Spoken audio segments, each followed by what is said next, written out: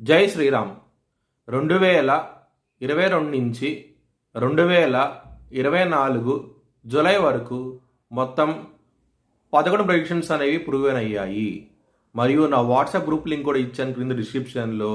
ఇది నిజమా కాదా అనుకుంటే కనుక ఈ 11 ప్రెడిక్షన్స్ అనేవి కింద డిస్క్రిప్షన్లో ఉంటాయి.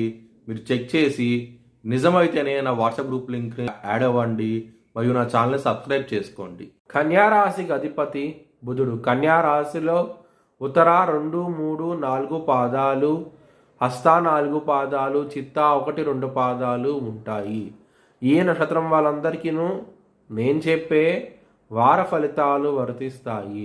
ఈ వారంలో లగ్నాధిపతి అయిన బుధుడు 12వ స్థానంలో ఉండబోతున్నారు.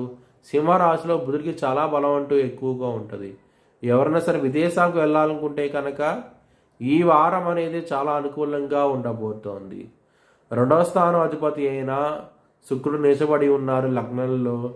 కుటుంబ పరంగా మాత్రం ఇబ్బందికరమైన వాతావరణం అంటూ ఉంటుంది. కొంచెం జాగ్రత్త అంటూ ఎక్కువ తీసుకోండి. మ్యారేజ్ పరంగా మాత్రం ఈ వారం అనేది అంత అనుకూలంగా లేదు. మీకు ఇబ్బంది పడే అవకాశం ఎక్కువగా ఉన్నది. 3వ వ్యక్తి మూలంగా మీ సంసార జీవితంలో ఇబ్బందులు అంటూ ఎక్కువగా ఉంటాయి. ఈ వారంలో లలితా సహస్రం పారాయణం చేయండి, చాలా మంచి ఫలితాలంటూ ఉంటాయి. ఇక్కడ 10వ స్థానంలో కుజుడు ఉన్నారు. మీకు గ్రోత్ పరంగా మాత్రం మంచిగా ఉండబోతోంది. ఈ వారం అనేది చాలా ఆనందంగా ఉంటారు. కెరియర్ పరంగా మాత్రం ఇంప్రూవ్మెంట్స్ అనేవి కనబడతాయి. ఈ వారంలో ఎటువంటి లోటు అంటూ ఉండదు. లవర్స్కి మాత్రం ఈ వారం అనేది అస్సలు అనుకూలించడం లేదు. మీకు బ్రేకప్ అయ్యే అవకాశాలు చాలా ఎక్కువగా ఉన్నాయి. మిస్అండర్స్టాండింగ్ ఎక్కువగా ఉంటుంది. ఈ వారంలో కొంచెం జాగ్రత్త అంటూ ఎక్కువ తీసుకోండి. శత్రువులు అనే వాళ్ళు ఎక్కువగా ఉంటారు. ఈ వారంలో కొంచెం జాగ్రత్తగా ఉండండి. తెలియని శత్రువులతో ఇబ్బంది పడే అవకాశం ఎక్కువగా ఉన్నది ఈ వారంలో. మీ భవిష్యత్ వివరాల కోసమై హెచ్ఎల్ఎన్ జ్యోతిష్యాలయాన్ని సంప్రదించండి.